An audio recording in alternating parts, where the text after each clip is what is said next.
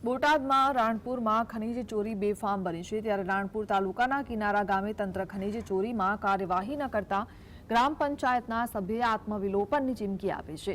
કિનારા ગામે ઘણા સમયથી ખનીજ ચોરી થઈ રહી છે। અનેકવાર રજૂઆત છતાં તંત્ર કાર્યવાહી ન કરતા ચીમકી આપવામાં આવી છે।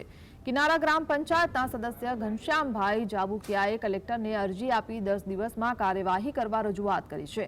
જો 10 દિવસમાં ખનીજ ચોરી બંધ કરવાની કાર્યવાહી ન કરવામાં આવે તો મામલતદારની કચેરી ખાતે આત્મવિલોપનની ચીમકી ઉચ્ચારી છે।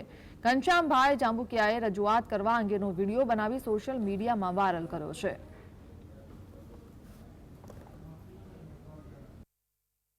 કલેક્ટર સાહેબને અને મામલતદારશ્રીને અને બરવાળા પ્રાંતશ્રીને સાહેબને અને આ 10 દિવસની માલપાનો નિકાલ નહીં આવે તો હું મામલતદાર ખાતે આપણ કરીશ।